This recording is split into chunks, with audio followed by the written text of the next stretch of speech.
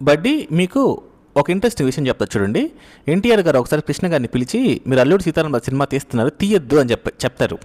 అందరూ ఏమనుకుంటారంటే ఈయన తీద్దాం అనుకున్నారు, ఆయన కానీ తీస్తే ఈయన తీసే అవకాశం పోతుంది, ఈయనకంటే ఆయన పెద్ద స్టార్ అయిపోతాడు అనుకున్నారు ఎన్టీఆర్ గారు, అందుకే ఆయన్ని తీయద్దని చెప్పాడు అనుకొని గమ్ముగైపోయారు.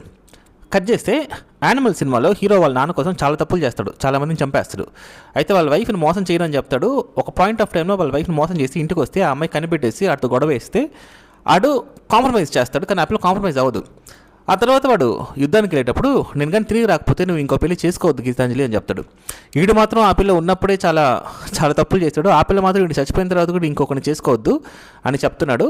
ఆడు చాలా చావునిజం, చాలా మేల్ ఈగో, మీసోగమి, ఈ రకమైన కమెంట్స్ వచ్చినాయి. అయితే ఒకసారి కృష్ణ గారి ఇంటర్వ్యూలో ఎన్టీఆర్ గారు మిమ్మల్ని అల్లూరి సీతారామరాజు తీయద్దని చెప్పారంట.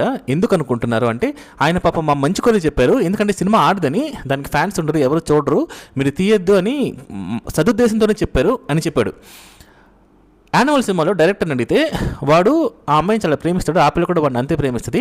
ఆ పిల్ల వాడిని కాదని కోపంతో ఇంకొకరిని పెళ్లి చేసుకుంటే ఎట్టి పరిస్థితుల్లో ఆ పిల్ల వాడితో హ్యాపీగా ఉండదు, అందుకని చెప్పి వాడు ఆ పిల్ల ఆనందం కోసమే ఒక ప్రోగానే వాడు ఆ అమ్మాయిని పెళ్లి చేసుకోవద్దని చెప్తాడు. కానీ అందులో స్వార్థం కానీ లేదంటే వేరే బ్యాడ్ ఉద్దేశం కానీ ఏమీ లేదని చెప్తాడు.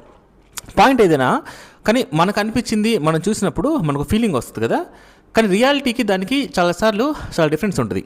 నేను చెప్దాం అనుకున్నది ఏంటంటే, మన పేరెంట్స్ కానీ మన ఫ్రెండ్స్ కానీ మన టీచర్స్ కానీ మనల్ని చూసినప్పుడు మన కెపాసిటీ అయితే మనం ఇది చేయగలము మనం ఇది చేయలేమని వాళ్ళకు ఒక జడ్జిమెంట్ వస్తుంది. దాని ప్రకారం వాళ్ళు ఒక స్టేట్మెంట్ పాస్ చేస్తారు, మన ఫ్యూచర్లో మీరు ఇది చేస్తే సక్సెస్ అవుతారు, ఇది చేస్తే ఫ్లాప్ అవుతారు అని వాళ్ళకున్న ఇమాజినరీ వాళ్ళకున్న ఆలోచనలో మనకు ఒక సలహా ఇస్తారు అనమాట.